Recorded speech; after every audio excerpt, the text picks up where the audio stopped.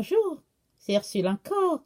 Que le Seigneur vous bénisse, qu'il vous renouvelle et qu'il vous accorde sa grâce en ce temps des fêtes. Alors, les fêtes de fin de l'année, il y a plusieurs qui sont épuisés parce qu'ils courent les magasins ça et là. Alors, que vraiment, malgré les courses, que nous puissions quand même toujours tourner les yeux vers le Seigneur et puis prendre un temps avec notre Dieu, parce qu'il est tout pour nous, n'est-ce pas? Donc voilà, aujourd'hui, je parle de la relation que nous avons avec nos enfants.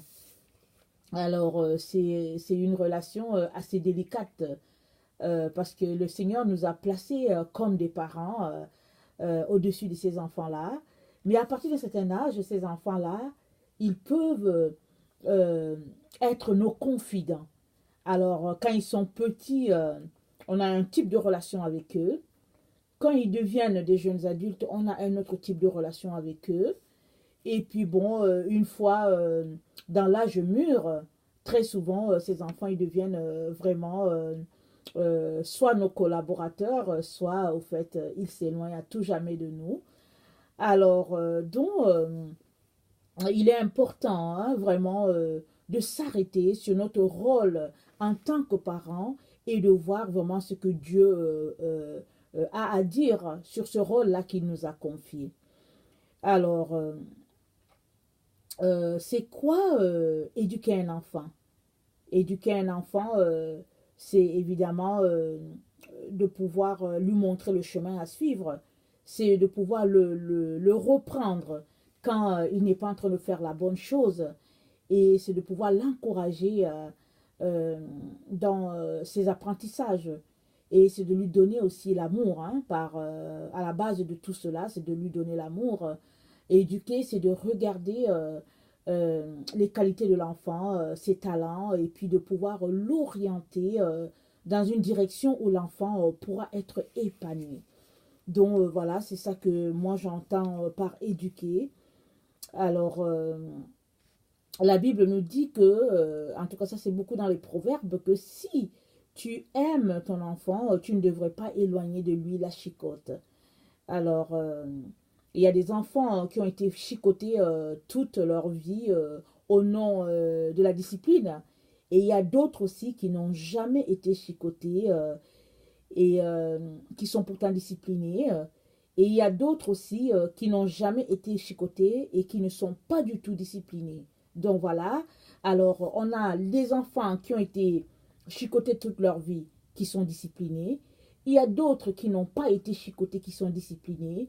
Il y a des enfants qui n'ont pas été chicotés et qui ne sont pas disciplinés du tout.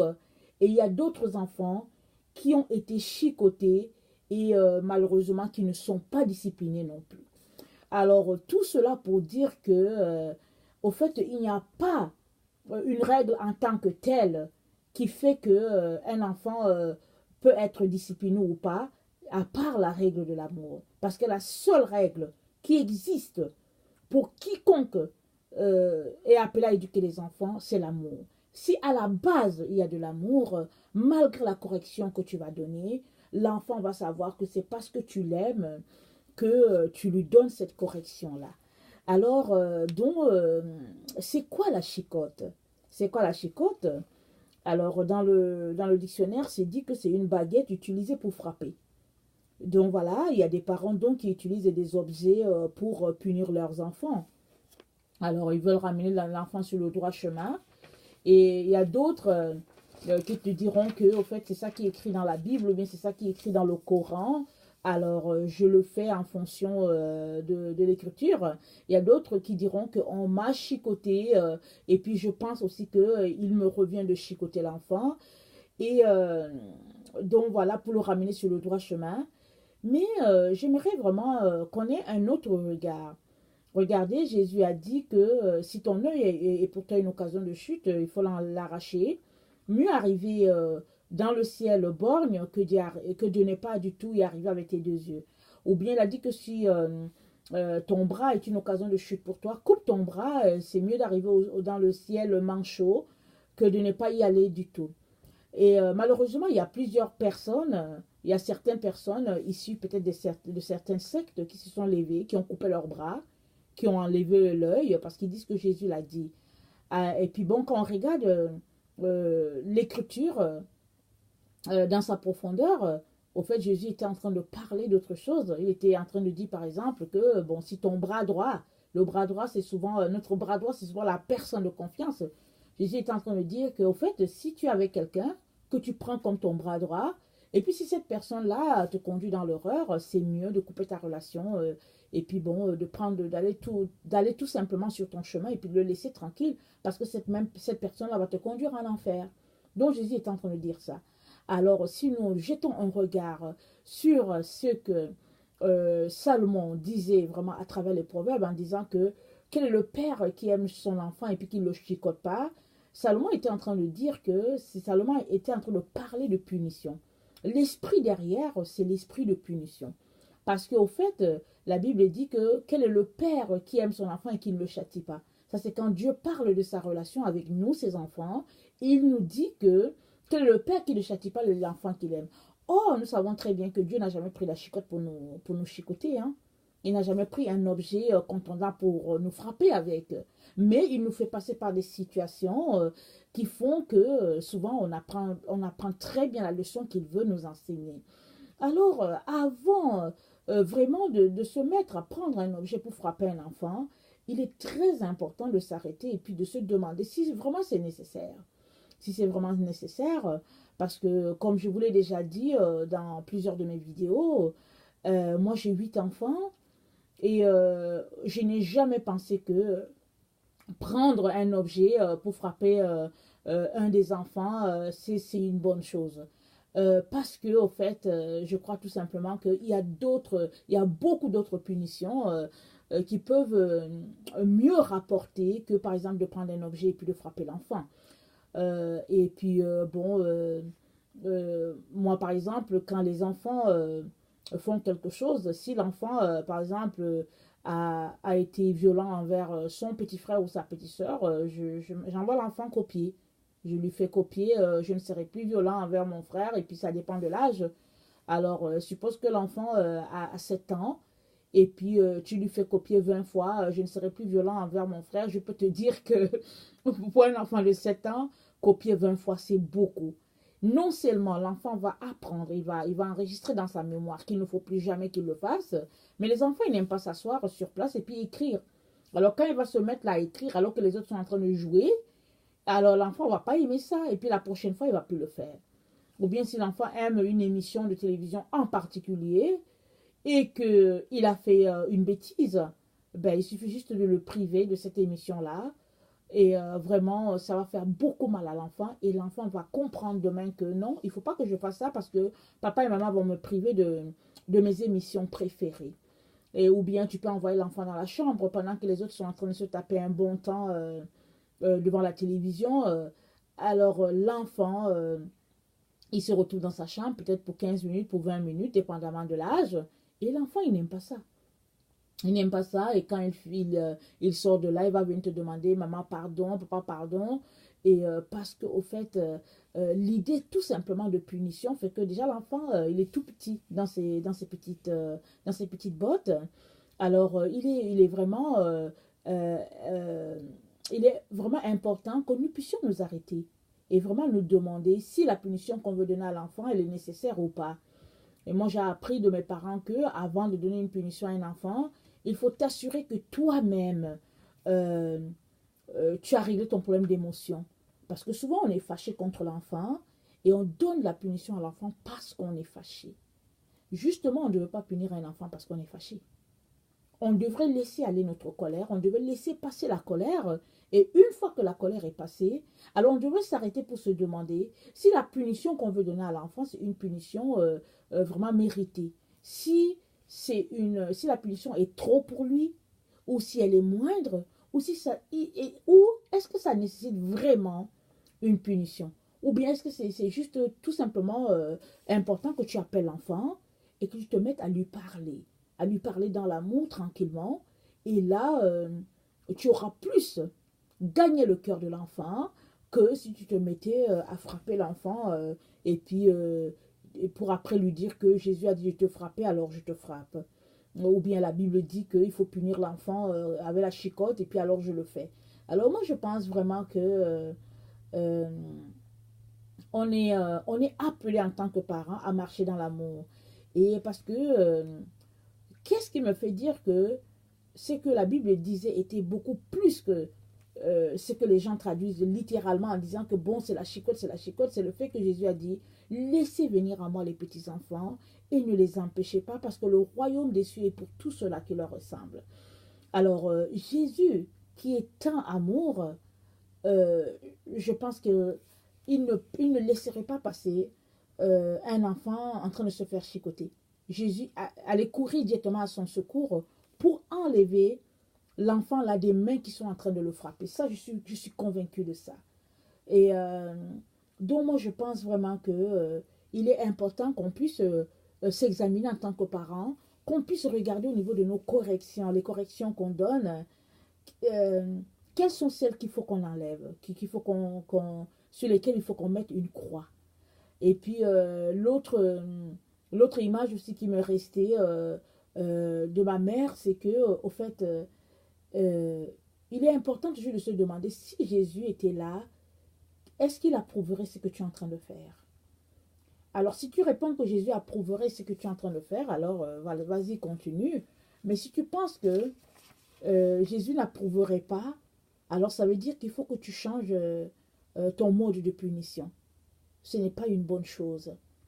Et, et je sais que ce n'est pas évident. Je sais que c'est très délicat.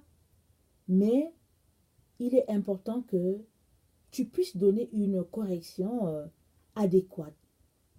Alors, cela nécessite que tu viennes devant Dieu. Cela nécessite que tu aies une relation d'intimité avec le Seigneur. Parce que je suis arrivée à cette conclusion-là que pour éduquer un enfant, on a besoin d'avoir une relation proche avec le Seigneur. Parce qu'on va éduquer cet enfant-là selon le Seigneur.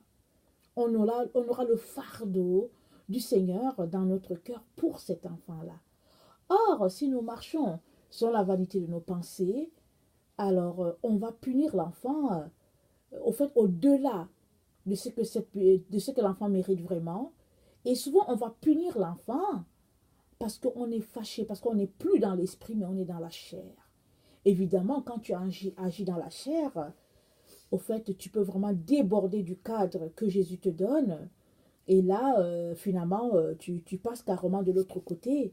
Et au lieu que l'objet que tu as utilisé pour éduquer l'enfant puisse vraiment l'éduquer, ça va tout simplement, non seulement peut-être blesser l'enfant, mais aussi ça va faire que cet enfant ne va jamais t'aimer. Il va te détester dans son cœur. Et, euh, et plus tard, ça fera tout simplement un enfant qui est distant de toi. C'est tout parce qu'il aura ces mauvais souvenirs-là, qu'il a été malmené ou bien il a été abusé par ses parents, alors que vous, en tant que parents, ce que vous voulez faire, c'est tout simplement redresser l'enfant.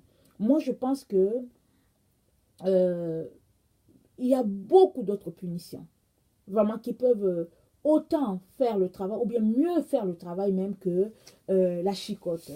Alors, vraiment, arrêtons-nous et, réfléchissons à comment on peut faire pour sortir de certains types de corrections que nous avons envers nos enfants. Il est aussi important d'appeler l'enfant. Quand l'enfant fait une erreur, il est important de l'appeler, de lui parler et de lui demander s'il sait pourquoi vous le punissez. Par exemple, si vous envoyez un enfant dans la chambre pour 15 minutes et que les 15 minutes finissent, que la sonnerie signale que les 15 minutes sont finies, appelle l'enfant et demande-lui s'il sait pourquoi tu l'as puni.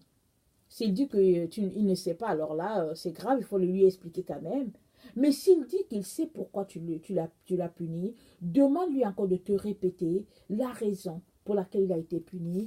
Et puis, fais-lui comprendre que si tu l'as fait, c'est parce que tu ne veux pas qu'il garde un tel comportement, parce que Dieu n'aime pas un tel comportement.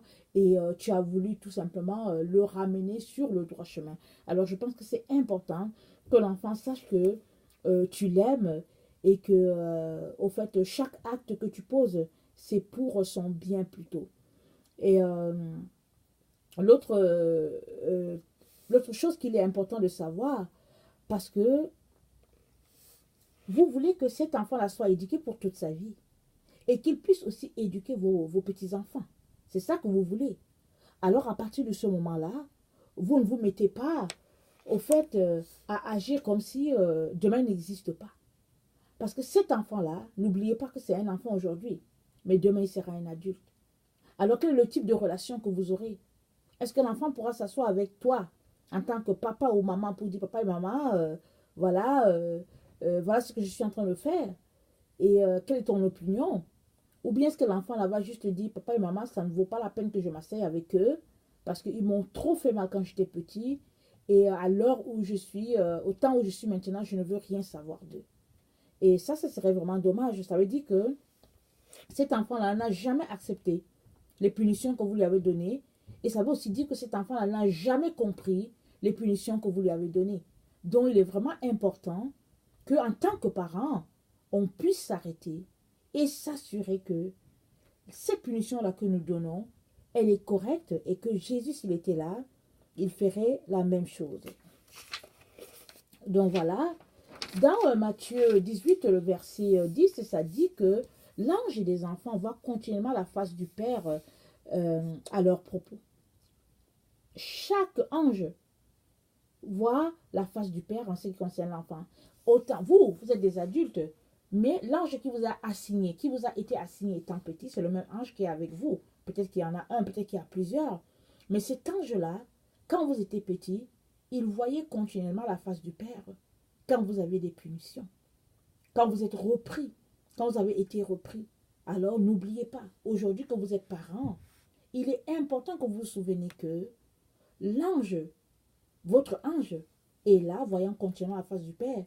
Et il est important que vous vous souveniez que l'ange de l'enfant que vous avez entre vos mains voit continuellement la face du Père à propos des corrections que vous donnez à l'enfant. Alors, avant donc de donner une correction, assurez-vous que vous donnez une correction dans l'amour.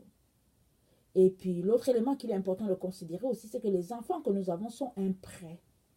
Dieu nous a prêté ces enfants. En fait, ce n'est pas nos enfants. Ce sont les enfants de Dieu. Il nous les a prêtés afin qu'on puisse leur montrer le chemin sur cette terre et qu'on puisse les ramener à Dieu. Et ça, c'est important que tu le saches. Moi, c'est une prière, ma prière à tous les jours. Je dis toujours, Seigneur, aide-moi à ramener les enfants devant ton trône un jour. Et souvent, vous savez, j'ai des enfants, des jeunes adultes, j'ai des adolescents, j'ai des petits-enfants, mais je parle avec mes enfants, on échange beaucoup de choses. Et je ne manque pas de dire à mes enfants que non, maman pose cet acte-là parce qu'il est important que tu puisses retourner à Dieu, que tu puisses retourner devant le trône de Dieu un jour. Alors, c'est pourquoi maman pose cet acte-là. Tu trouves, par exemple, que c'est un acte qui est difficile, mais maman ne peut pas te laisser aller, par exemple, à une boîte de nuit, exemple, avec des amis, parce que, bon, Jésus n'est pas là dans des endroits comme ça. Et vraiment, excuse-toi auprès de tes amis, mais non, c'est pas un endroit où Jésus aimerait te trouver. Et bon, c'est sûr que quand tu dis ça à ton enfant, je ne vois pas un enfant qui va applaudir. Il ne va pas applaudir pour dire que ouais, maman a refusé que j'aille avec mes copains, mes copines. Il sera mécontent.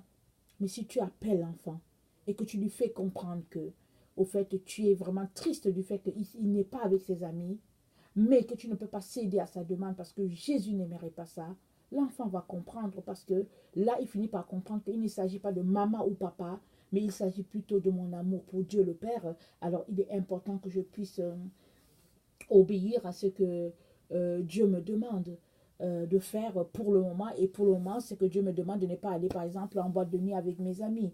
Alors, donc c'est ça. Et il est aussi important de savoir que cet enfant-là que tu éduques, si tu l'as bien éduqué, il va éduquer 1000 autres enfants. C'est ça que nous devons comprendre.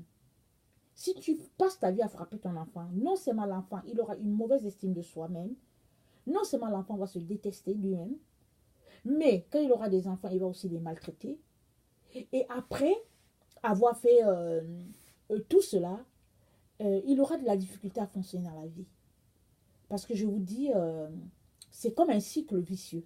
Si Dieu ne vient pas à faire une délivrance ou bien s'il n'apporte pas un toucher dans la vie de cet enfant-là aura toujours à penser que, au fait, Dieu ne l'aime pas parce qu'il lui a donné des parents comme ça, ou bien ses parents ne l'ont jamais aimé parce qu'ils l'ont maltraité.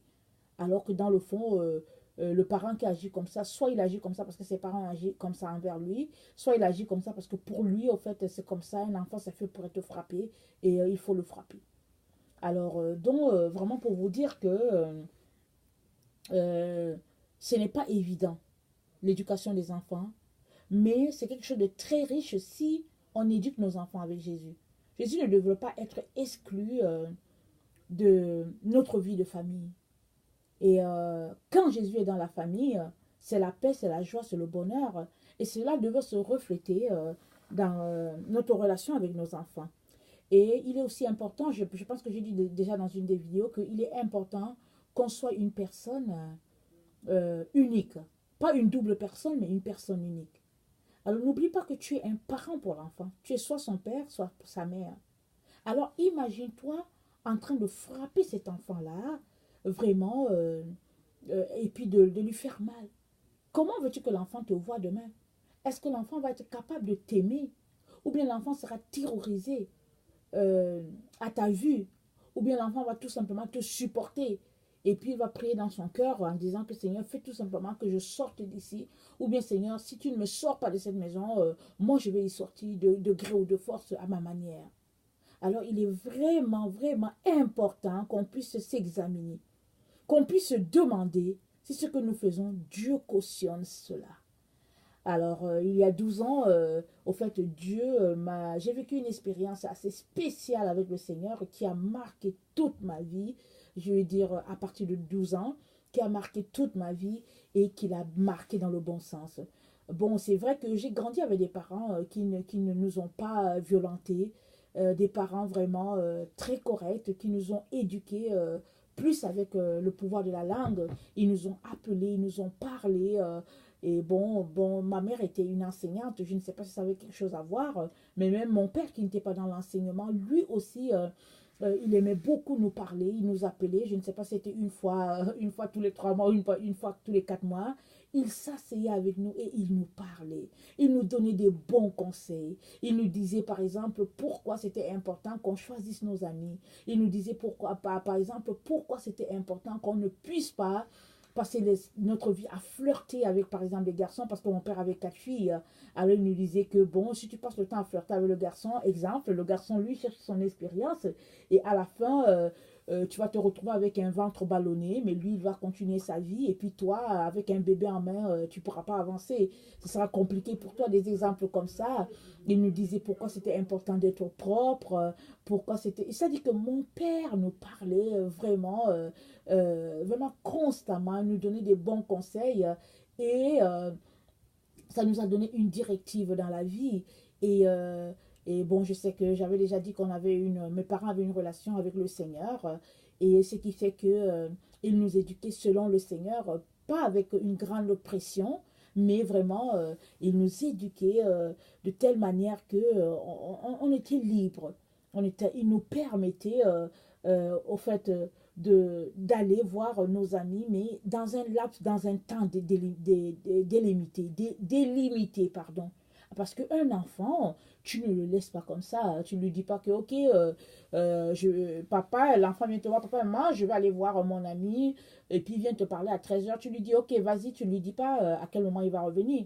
Alors si l'enfant revient à minuit, ne te plains pas.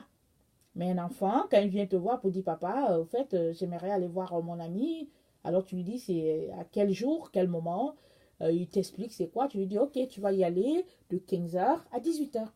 Tu délimites ça, c'est très important. Très important parce que les enfants ont besoin de limites. Tous les enfants de la Terre ont besoin de limites. Qu'ils soient en Afrique, en Occident, en Océanie, partout, ils ont besoin de limites. Alors, ce qui fait que, donc j'ai grandi dans ce cadre-là où il y avait des limites, en haut, en bas, à gauche, à droite, c'était vraiment assez canalisé, il y avait assez de liberté, mais mes parents avaient l'œil sur nous. Alors, ils s'assuraient qu'on avait tout le confort, mais ils s'assuraient aussi qu'ils nous ramèneraient devant le trône de Dieu un jour. Alors, ça a déterminé ma vie, si bien que quand je me suis retrouvée en Occident à fonder ma famille et que j'étais devenue une mère, alors les choses n'étant pas faciles, un jour, il m'est arrivé d'être un peu dure envers un de mes enfants. Je ne sais plus euh, c'était quoi, mais je sais que j'étais enceinte et cet enfant-là est venu vers moi. Il devait avoir peut-être 3 ou 4 ans et j'ai repoussé l'enfant. C'est-à-dire que j'étais tellement occupée avec tout ce que je vivais, mes malaises et tout, que je n'ai pas pris le temps de consoler cet enfant-là qui est venu vers moi parce qu'il avait besoin de consolation. Je ne l'ai pas consolé. Alors ça n'a pas plu à Dieu. Je me suis rendu compte par après, ça n'a pas plu à Dieu. Alors, quelques jours plus tard, mon mari, il y a eu quelque chose qui s'est passé entre mon mari et moi. Et mon mari, j'ai trouvé il a été assez dur.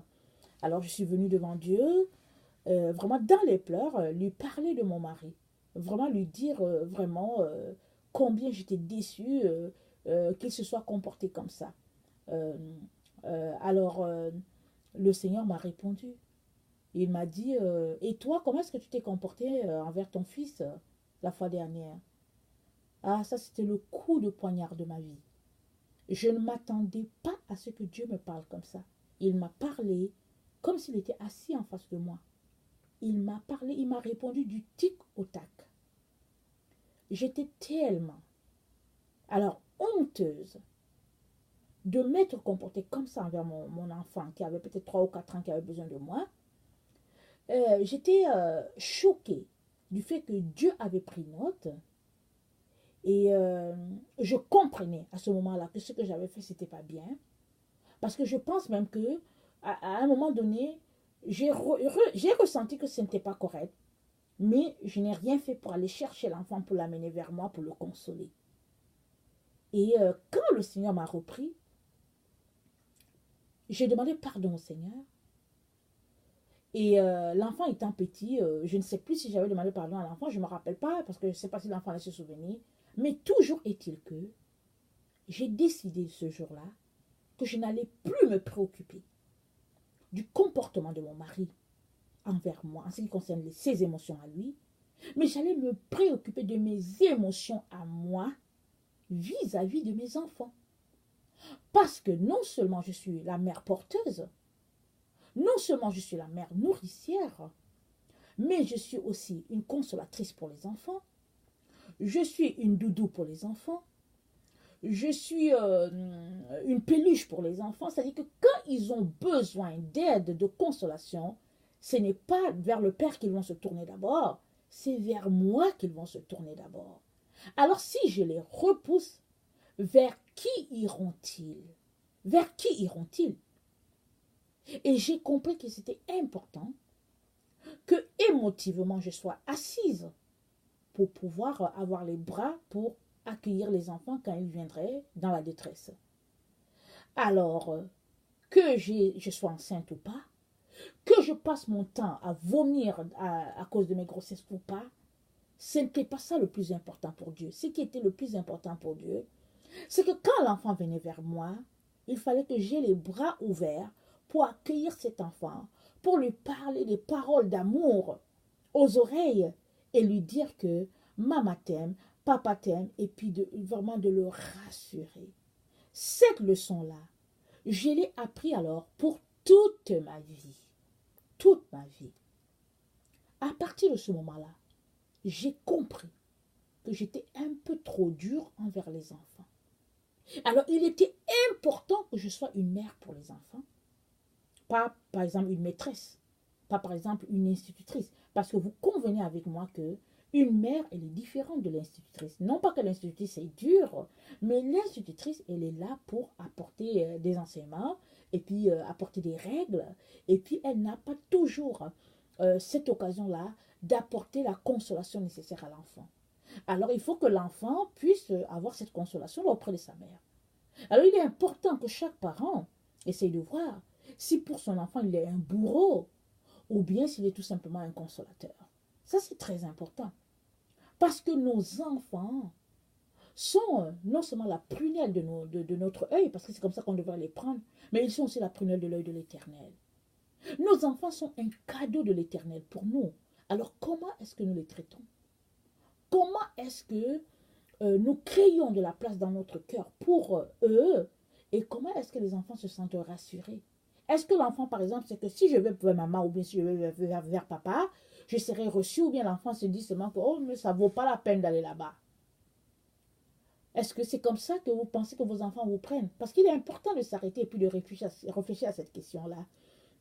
Alors, ce qui fait que, à partir de ce moment-là, je me suis accrochée au Seigneur pour pouvoir régler mes émotions vis-à-vis de mes enfants. Et cela m'a amené dans une intimité proche du Seigneur.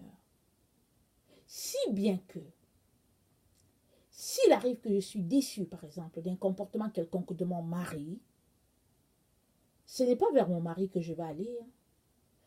Et puis, ce n'est pas vers Jésus que je vais aller pour me plaindre, pour dire que mon mari m'a fait comme ça. Non.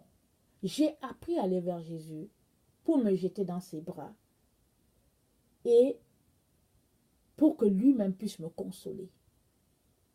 Alors, si je donne cet exemple dans mon couple, ce n'est pas parce que on passe le temps à vivre des difficultés, mon mari et moi, ça n'a rien à voir. C'est tout simplement que vivant ensemble, ce sont des choses qui arrivent.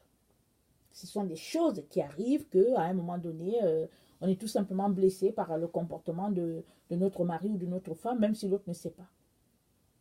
Alors, au lieu de passer le temps à bouder, à être froid envers l'autre en se disant qu'il s'est comporté ainsi, il a fait ceci, il a fait cela, c'est mieux d'aller trouver Jésus pour lui dire que Jésus, je viens auprès de toi. Toi, tu peux me consoler. Toi, tu peux me comprendre. Alors, j'ai développé ce type de relation-là avec le Seigneur. Vraiment beaucoup de proximité. Si bien que, au fait, j'ai loué le Seigneur pour ce jour-là où mon mari a été dur envers moi. Je ne me souviens plus c'est quoi, je ne me souviens plus.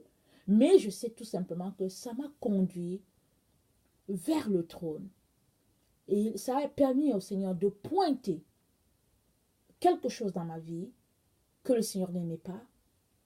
Et depuis, je suis devenue plus tendre, je suis devenue plus compréhensive. Et j'ai été consciente de mes responsabilités vis-à-vis de ces enfants-là. Et non seulement, ça m'a rendue sensible par rapport à mes propres enfants, mais ça m'a rendue sensible aussi par rapport à plusieurs autres enfants. C'est-à-dire que cette relation, cette proximité que j'ai développée avec le Seigneur a fait que je suis capable, à l'approche d'un enfant, de savoir si cet enfant-là, c'est un enfant qui vit des moments difficiles ou si c'est vraiment un enfant qui est vraiment joyeux et épanoui. Parce que le Seigneur m'a donné une sensibilité dans ce domaine suite à quelque chose que j'ai vécu. J'ai compris mon rôle de mère, ce n'était pas de toujours, au fait, de crier sur l'enfant, ou bien ce n'était pas de renvoyer l'enfant alors qu'il a besoin de moi. Mon rôle de mère, c'est avant tout de prendre l'enfant dans mes bras et de lui parler des paroles d'amour. Et ces paroles d'amour, on ne parle pas ça à l'enfant seulement quand il est petit. Quand il est un nourrisson, quand on l'a dans le kangourou, ou bien quand on l'a sur le dos, mais on parle de cela à l'enfant tout le temps, quand bien même cet enfant-là, il aurait 20 ans, 25 ans. Un parent devrait être capable de parler des paroles d'amour à l'enfant et puis de lui dire, de lui parler avec vraiment beaucoup de proximité et puis beaucoup de chaleur. Maintenant, si tu as été un père très dur envers tes enfants, ou si tu as été une mère dure envers tes enfants, assure-toi que jamais ton enfant ne viendra vers toi pour te parler de ses problèmes. Là, tu peux en être sûr. Il ne viendra pas. Parce que tu n'as pas développé une relation de proximité avec ton enfant au moment où cet enfant-là en avait besoin. Et la relation de père-fils ou bien de mère-fils ou bien père-fille et puis mère-fille, ça se développe depuis que l'enfant est bébé jusqu'à l'âge adulte.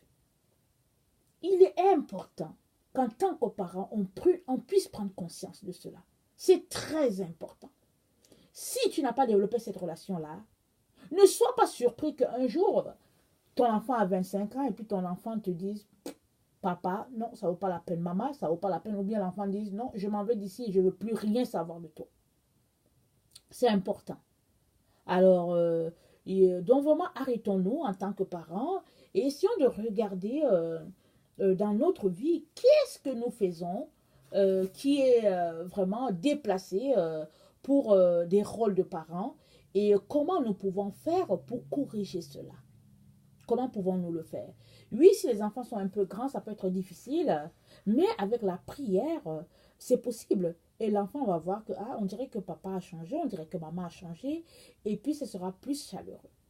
Mais si tu es un parent, que tu passes ton temps seulement à crier sur l'enfant, à crier sur l'enfant, à crier sur l'enfant, à un moment donné, l'enfant va t'éviter. Si tu es à gauche, l'enfant s'en va à droite.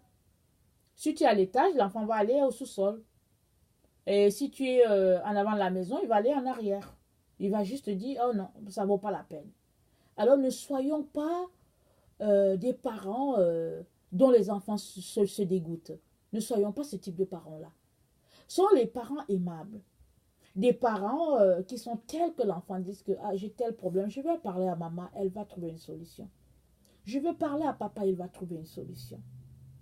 Oui, l'éducation des enfants, c'est pas facile. Mais c'est quelque chose de très riche parce que le Seigneur se sert de nos enfants pour nous montrer nos faiblesses. Ne l'oublions pas. Il se sert de nos enfants pour nous humilier.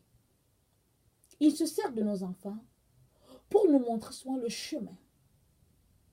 Alors, si nous restons sur notre orgueil en disant après tout, je suis un papa et puis ou bien après tout, je suis une mère et puis il s'est moqué de moi et tout, on ne va pas bénéficier de toutes les grâces qu'il y a dans le rôle de père ou dans le rôle de mère. Nos enfants sont appelés à être plus tard nos collaborateurs ou bien nos amis, si vous voulez le terme entre guillemets, bien sûr. Et il est important qu'on puisse bâtir cela, bâtir un type de relation solide. Et moi, je peux dire beaucoup de choses là-dessus. Et ma mère, elle a été vraiment une amie dans nos vies. Et c'est spécial. Et je me suis rendu compte que parce qu'elle a été une amie pour nous, je suis aussi une amie pour mes enfants. Parce qu'on parlait à notre mère tout le temps, on pouvait lui parler à tout moment. Et puis aussi, même étant adulte, même étant mère, on pouvait encore s'asseoir pour parler avec elle longtemps, rire ensemble et tout. Parce qu'au fait, elle n'a pas été une mère remplie de violence. Elle n'a pas usé de violence envers nous. Et puis aussi, bon, ça a aussi été pareil pour le père, quoique ça a été un peu plus difficile. Mais tout ça pour dire qu'avec les papas, c'est beaucoup plus difficile, mais c'est possible. Pourquoi? Parce que la base, quand Jésus est à la base, ça c'est très important. Mais je reconnais qu'il y a certains parents qui n'ont peut-être pas Jésus, mais qui ont quand même une relation assez chaleureuse avec leurs enfants. Et tout ça pour vous dire que ça se travaille. Ça ne va pas tomber du ciel. Ça se travaille. Alors, si tu veux avoir une relation solide avec tes enfants, mets-toi à bâtir cette relation-là. Ne te mets pas à crier sur l'enfant quand ce n'est pas le temps de crier sur lui. Et en plus de cela, ce n'est pas important de crier sur l'enfant. Ce n'est pas nécessaire. C'est pas nécessaire. C'est d'appeler l'enfant, de t'asseoir avec lui, de jouer avec l'enfant. Il y a des jeux de société. Quoique je ne suis pas bonne dans ça, je ne vous cache pas que moi, en fait, je ne suis pas bonne dedans.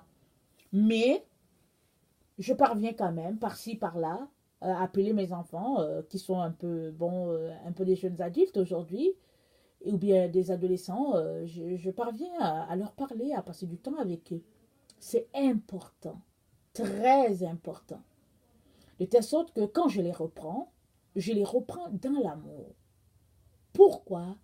Parce que le Seigneur m'a montré que il est important que je ramène les enfants au trône. J'aimerais tous les ramener devant Dieu. C'est mon désir le plus profond. Alors là, je dois m'organiser, moi. Je dois m'organiser pour me remettre souvent en question. Il faut que je fasse attention. Alors, ce que je dis, c'est pareil pour chaque parent. Il n'y a pas un père qui est parfait, ou bien une mère qui est parfaite. Il n'y a que des parents qui sont en processus d'apprentissage à tout moment. Alors, il est important de savoir se remettre en question, de dire que non, ici j'ai mal agi, je veux plutôt changer. Il est important qu'on puisse demander pardon à nos enfants, qu'on puisse aller vers l'enfant et lui demander pardon. Alors, c'est pour cela que dans le livre d'Éphésiens, l'apôtre Paul a dit, parents, n'irritez pas vos enfants. Alors, ne pas irriter l'enfant, c'est vraiment se comporter de façon à ce que l'enfant puisse voir la gloire de Dieu en nous. Parce que n'oublions pas, les enfants des chrétiens sont à l'extérieur de l'Église. Plusieurs enfants de chrétiens abandonnent le chemin de la croix. Pourquoi? La plupart, c'est parce qu'ils n'ont pas trouvé Jésus dans leurs parents. Nous sommes le reflet de la gloire de Dieu. L'enfant devrait voir Jésus en toi. L'enfant devrait voir Jésus en moi. Mais si nous sommes de petits comédiens qui passons le temps à être durs envers les enfants et à crier sur eux inutilement, alors ne soyons pas surpris si un jour on veut leur parler de Jésus et que l'enfant ne veut rien entendre. Parce que Jésus, c'est du pratico-pratique. Alors, si toi, tu es un chrétien, un père chrétien les dimanches et qu'à la maison, tu es un bourreau, ne sois pas étonné que l'enfant ne veuille rien savoir de Jésus. Parce que l'enfant va dire, ce n'est que de la comédie et puis moi, je ne veux pas jouer à la comédie. Alors, donc voilà, j'aimerais vraiment nous encourager à nous examiner et à voir comment on peut changer dans notre caractère pour améliorer notre relation avec le Seigneur. Et je travaille tous les jours à ça. Je vous dis, je travaille tous les jours à ça. Et récemment, le Seigneur m'a dit, concernant un de mes enfants, au fait, je voulais reprendre l'enfant. L'enfant, je trouvais que ce n'était pas correct, certains comportements, je voulais reprendre l'enfant. Le Seigneur m'a dit, qu'est-ce que tu dirais de privilégier ta relation avec ton enfant? Ah là là, quel baume ça a été pour moi. Il m'a dit, continue, qu'est-ce que tu dirais de continuer de faire ce que tu fais toujours? Alors, vous savez ce que ça veut dire, hein? Les mêmes travaux, et puis bon, certaines tâches que je savais que l'enfant ne faisait pas sa part de tâches et tout, mais le Seigneur m'a dit, privilégie ta relation avec ton enfant. Que l'enfant puisse voir l'amour.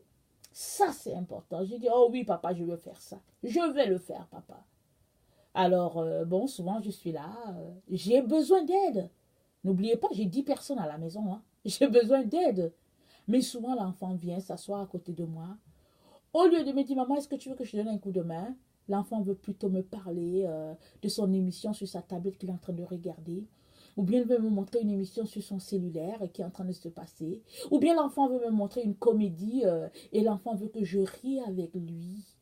Alors que moi, j'ai besoin d'une main, d'une aide. Et l'enfant veut plutôt que je rie. Et le Seigneur me dit, continue de rire avec l'enfant. Parce que tu plantes l'amour dans la vie de l'enfant. Tu sèmes quelque chose. Un jour, l'enfant, cela va lui revenir. L'enfant va dire, ah oui, maman, elle nous a beaucoup aimés. Papa, il nous a beaucoup aimés. Voilà comment maman était, voilà comment papa était. Donc, c'est vraiment important, chers frères et chères sœurs. C'est important qu'on puisse travailler à notre relation avec nos enfants. Donc voilà, je n'aimerais pas terminer sans nous rappeler que Jésus est à la porte. Il nous suffit de regarder autour de nous. Il y a beaucoup, tous les signes sont là. Jésus peut revenir aujourd'hui, il peut revenir dans 2 mois, il peut revenir dans 2 ans, dans 5 ans, moi je ne sais pas. Mais nous ne devons pas continuer de marcher selon le train-train de ce monde en se disant que Jésus viendra un jour. Le un jour est arrivé, le un jour est là. Le un jour est là. Nous sommes dans la période où Jésus peut venir. Alors soyons prêts. Parce que Jésus a dit qu'il va venir comme un voleur.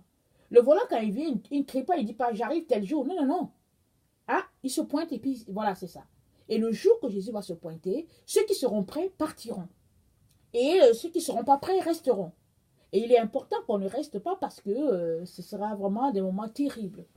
Des moments, c'est dit dans la Bible que des moments que la terre n'a jamais connu. Des moments vraiment, en tout cas, qu'on ne peut pas décrire. Tellement ce sera des moments difficiles. Alors, que dirions-nous si nous travaillons déjà maintenant pour partir quand notre Rédempteur viendra, n'est-ce pas? Donc voilà, maintenant, si toi tu es quelqu'un qui ne connaît pas le Seigneur, j'aimerais te dire que Jésus t'aime. Il t'aime, il est mort aussi pour toi. Il est mort pour l'humanité entière. Les gens pensent que Jésus il est pour les chrétiens, que Mahomet est pour les musulmans et que Bouddha est pour les gens de l'Asie, mais ce n'est pas vrai. Hein?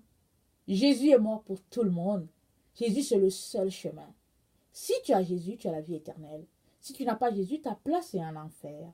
C'est difficile à dire et tu peux m'être choqué. Peut-être parce que tu n'as pas Jésus. Mais c'est la vérité que je te dis. Que dirais-tu si tu allais voir Dieu pour lui dire, Seigneur, est-ce que ce que j'entends, c'est vrai? Dieu va te répondre parce que Dieu aime ceux-là qui viennent à lui avec un cœur sincère, cherchant la vérité. Donc voilà, n'hésite pas, ne traîne pas, viens à Dieu, pose-lui les questions, il va t'éclairer. Alors, j'aimerais vraiment t'encourager à chercher le Seigneur, prendre le temps, parce que ton temps à chercher Dieu ne sera jamais perdu, parce que Dieu va se révéler. Donc voilà, Dieu t'aime, Jésus t'aime, moi aussi je t'aime. Merci.